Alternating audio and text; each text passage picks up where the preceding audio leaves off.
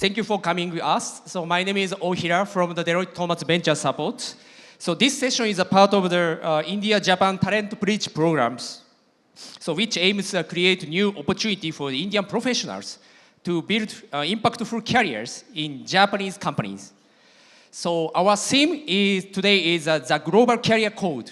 Why Japan is betting on the Indian minds. So I would like to share the Japanese companies' information and how to collaborate with the Indian talents. So first, we are joined the three leaders who are actively shaping the India-Japan collaboration in technology and talent development. Let's begin with a brief self-introductions. First, please go ahead to the Mayur-san. Thank you very much. And first of all, thank you very much to all of you as well for coming in big numbers. This is a wonderful event and very happy to be here. I ended up writing my thesis in Japanese in 94-95. Don't ask me why. But that experience shaped my whole journey going forward. I never looked India and Japan as two different countries, but more often shared opportunity. What I did was I wrote my thesis in Japanese, and for 11 years I worked in the IT R&D side. Post that I had an opportunity to move to finance side, so both the investment banking. For 12 years I was heading a think tank for a Japanese bank. We were very, very fortunate to help almost 500 companies invest in India. At some point I had a huge conviction, and I believe a lot of people in the room will also resonate with that, that going forward, it's India's young, youthful, energetic, agile talent who are beaming with ideas will need the scale and discipline of a global scale of Japan. And to follow my conviction, I moved to venture capital industry. I was investing in deep tech startups as well. And very recently, I have joined Suzuki R&D Center India as an executive director. And my goal is to further take that dream from the industry point of view. And as we go forward, I'll carry on what I plan to do. Thank you very much. Thank you, Mariru-san. So next, please, Morimoto-san, please say, introduction yourself. Yeah, hello. So I'm Morimoto. I have lived in Bangalore last 6.5 years. So this is 7th year. And I work for Denso, and in Denso, I'm in charge of to develop new business. I'm building digital platform in mobility and manufacturing domain. Let me briefly introduce about Denso. Denso is automotive components, Japanese automotive component supplier. We spinned out from Toyota like 75 years ago, and we entered Indian market like 40 years ago. And in India, we supply automotive components to major OEMs such as Maruti Suzuki and Toyota, etc. And so in this, traditionally, we develop new product in Japan and scale to global from Japan. But now we are trying to create new business or new digital platform in India, and our team is trying to expand to global. So this is a new challenge for Denso. And I have one thing I want you to remember about Denso, because I think many people don't know about Denso. So Denso has invented a QR code. Denso has filed a patent of QR code. Yeah, thank you. Thank you very much. Next, Vivek-san. Konnichiwa. Hello, everyone. I am Vivek Gokhale. I am representing Money Forward, which is very young as compared to the giants here. So it was established 13 years ago, and you can call it as a unicorn startup if you want. And recently we established a development center in Chennai, and I relocated from Tokyo to Chennai to head that development center. And Money Forward wants to leverage Indian talent pool to grow their business not just in Japan, but globally. And prior to Money Forward, I have worked with Rakuten or Entity Data, and primarily my whole career has been with Japanese companies. And I would like to share some of the experiences with you all here today. Thank you. Thank you very much. Today we are invited the three great panelists. So I would like to deeper dive for the how is the benefit for the working at the Japanese large corporations and how to making the collaborations. So first, let's move into our first topic. So how Japanese companies are engaged and empowering the Indian talents. So I'd like to do the question for the Mayuru-san. So Mayuru-san, Suzuki R&D Center India works closely with both Japanese teams and Indian startups. So could you share how Suzuki is engaging with Indian startups and engineering talent, and what you've learned about building effective collaborations? Thank you very much. Let me also introduce now what exactly we do at Suzuki R&D India. The mission statement for this company is very simple.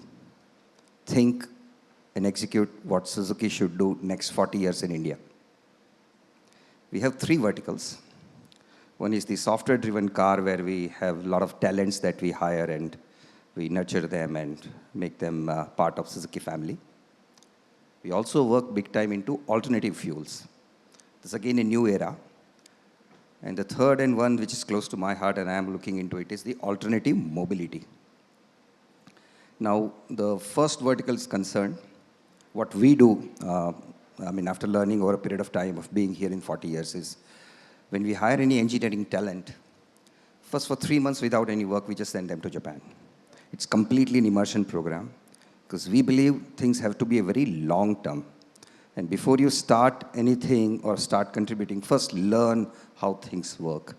Get to know your teammates. For next 3 to 4 years, they work with us in India. And eventually, based on their liking, we also try to send them back again to Japan.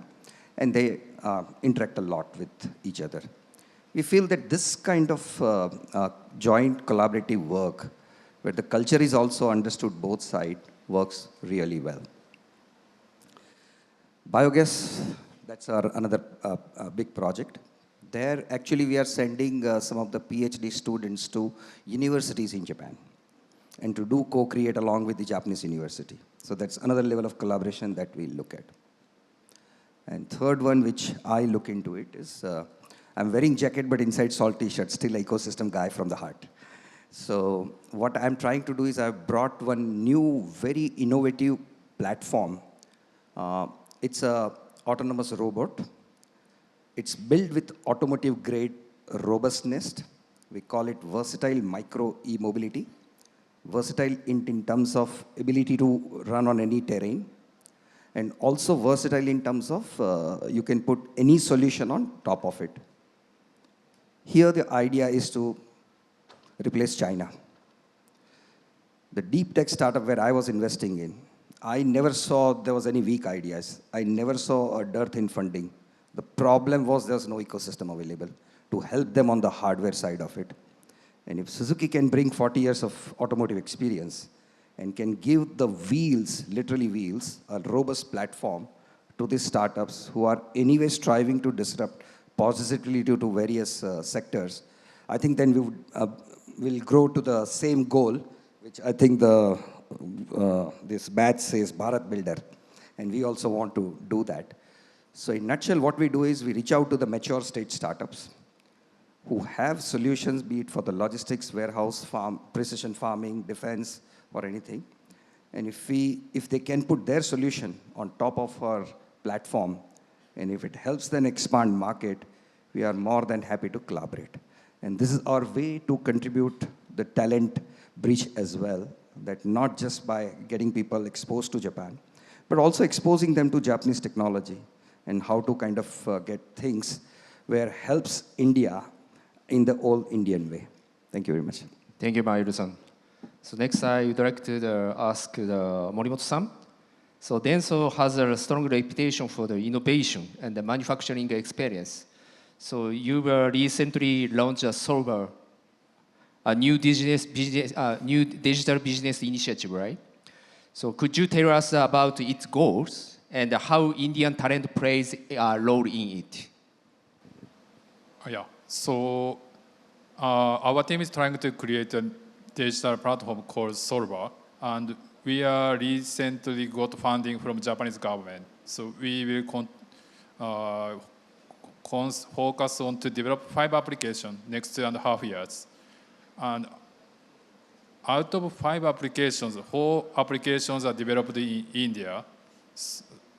Actually, I'm the only one Japanese in our team. Others are all of them are from India. I hired from scratch, and we have 3 teams. One is product development, the other one is QA, and another one is business development team.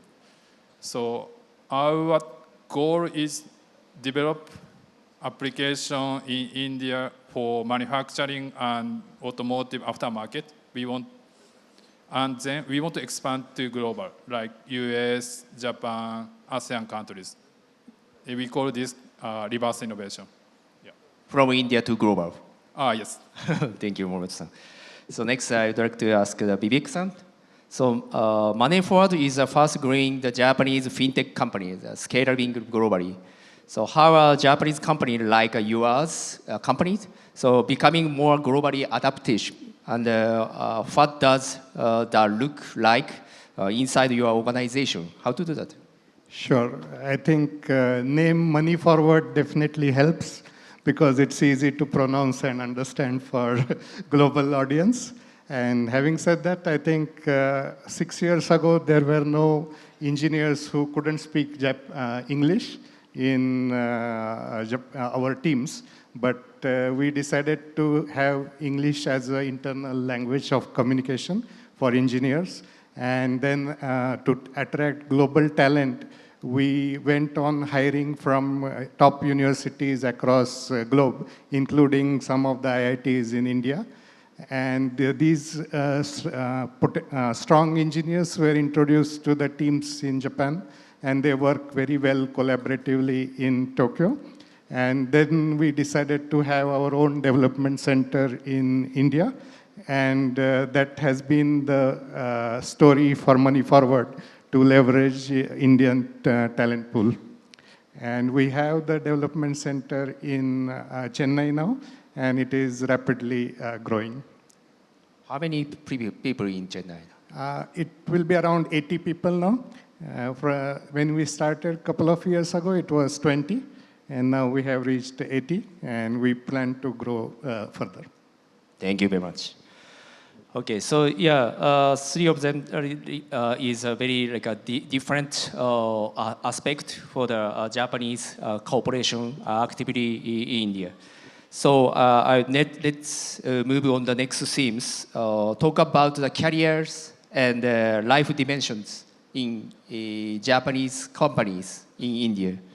So I would like to ask all our panelists, from your experience, what makes working in Japan, Japanese companies, uniqueness or rewarding for the Indian professionals? So please share your experience and opinions. First, Mayur-san. Thank you very much. I mean, in my opening statement, I mentioned, by the way, Morimoto-san has been great inspiration for me as well. When I joined the ecosystem, he was actually my guiding force because he had already learned how to collaborate with startups and all, and I still follow his template. Money Forward is also used my son, who happens to be in Japan. So it's actually a very famous brand in Japan as well. So I think all of us kind of share the common platform. And Ohira-san has been in Bangalore for a long time now, I believe. So he's also been one of the very prominent person in the ecosystem. Working with Japan, it's not just about joining a company, I would say. It's about entering a culture of trust. And once you kind of start enjoying, and that's where the real rewards kind of come for you. You try to understand how the system works, bring your creativity, you also bring your agility, but then also understands the craftsmanship of Japanese system, the collective decision-making of Japanese system. And I believe that helps a lot in building a credible collaboration. I'm very happy to share that Suzuki as a company is going beyond that. And many of you might have read that even though we are a car manufacturer, we have started producing and selling successfully Indian vegetarian curries in Japan. focusing on Indian talent to come in Japan, and we have much greater plan going that saying, yes, you'll be assured of the vegetarian food there.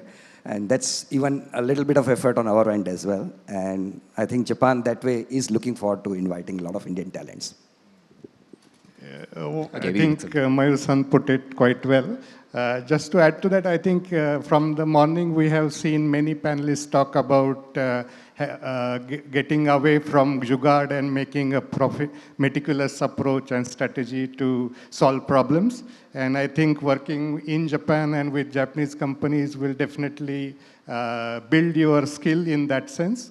And you have to understand the user requirements and what can go wrong.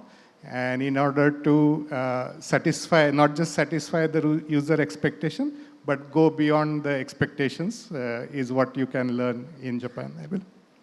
Thank you. Morimoto-san? Okay, so yeah, since we have several open positions, let me try to convince you guys to work for Denso. Denso is in automotive industry, and in automotive industry, Japanese company has some big presence like Maruti Suzuki, Toyota, etc. And also, Denso is operating globally, and we are operating factories. Even for software engineers, you guys can have a physical touch point to work with factories, so you can collect real data. I believe this is very important, and I believe my team member enjoy. And also, since we are operating globally, we can collaborate. We are Japanese company, but we have R&D team in US, they are doing AI, and also R&D team in Japan. Some of them are doing blockchain, and even Asian countries, ASEAN countries, relatively, we are doing good business, so we can have opportunity to enter ASEAN country easily without if you guys are startup, you need to hire sales representative in Thailand, Indonesia. We don't need to do because we have a people there, so we can expand from day one. Yeah, thank you. Thank you very much. Yeah, one more question. So, what is very important soft skills for the or attitudes for the alive for the Japanese large corporation? What is the difference? I think with a Japanese large corporation, small corporation, or if you want to be on your own, it doesn't matter. Don't look for speed, look for depth, is what I would say. Because there are so many interesting and important things in civilizational point of view as well. And when you try to look into yourself, you may find Japan as more, close to yourself than you think it could be, kind of stuff. We at Suzuki also are trying to do that as much as possible in the culture's assimilation. And you can always look for the job openings that we have. But if you can somehow understand how the Japanese way of doing things are, there is a very interesting judo parlance, I would say, shu, ha, ri. That is, first you follow, don't question, don't criticize, because you don't know why certain things are working in certain ways. Then you slowly break it, and then finally replace it with something else. Don't try to do in reverse order. You will find yourself in totally miserable position. It may not be just for Japan, for every country kind of stuff, or maybe even when you change the state. So this is the most important aspects I would say you can do. But aspire for something big. Don't just look at, okay, one more foreign country kind of stuff. If you are going, because anyway you're going to make efforts wherever you go, try to look at the larger goal, and that's what probably drive all of us beyond whatever we are doing, to really be bridge between two countries for a better world. Thank you very much. Yeah, thank you. Please. Yeah, so as Mairo-san said, sure, is important, I believe. Culture point of view in Denso, quality and trust are most important. Now I understand, I have joined Denso 2008, and yeah, now I understand why Denso could survive for 75 years. We protect this culture, quality and trust. When I joined Denso, to be honest, I don't understand very much. I felt very slow or something, but as Mario-san said, first try to accept this kind of culture. Like sometimes you might feel like very weird, but anyway, just follow. Then we'll start. At least I understand. Yeah. In Money Forward, we have respect as a part of MVVC, which is one of the core cultural aspects that we try to imbibe on our day-to-day work. And I think being mindful of others and making sure that it is not causing inconvenience to others and collaboratively work together. I think respect is one of the aspects that we need to work on, I think. Very great insight. Yeah, so for audience, please research for the Japanese companies' missions. So many companies setting up the very unique missions. So that's including their mind, Japanese mind, including the Japanese mind. So please catch up that information is very useful for you. Okay, thank you, panelists. Mairo-san, something? Yeah, I mean, I didn't do much of self-promotion, but do look out for our LinkedIn page, not just for the job opening, but also we do a lot of collaboration with the startup. Going forward, we'll also be announcing a lot of programs there. So we look forward to your interest. Thank you very much. Great. Yeah, so next, before we wrap up, so I'd like to ask each of you the one final messages. So what single piece of advice would you give to the Indian mid-career talent considering a career with Japanese companies? Please, quick advice. Sure. I think appreciate the differences in culture. I think we have more exposure to, say, Western companies or European companies, but things will be different in Japan. And if you think that it will be same across all the companies, that will be a wrong assumption. So please have the openness, and respect comes handy in here, and work and collaborate with colleagues across the world. Okay, so I have worked with my team last 6.5 years. I realized there are two types of people in my team. One group who could grow rapidly, and the other group who cannot grow. And while analyzing this, I realized like the people who could grow rapidly, they have ownership of what they are doing. I kept telling my team, it's okay to make failures, but sometimes like those people who could grow, try to analyze what they can improve next time. And they are focusing on what they can control. Like blaming others will not make any result. These kind of things, the people who understood this kind of things could grow.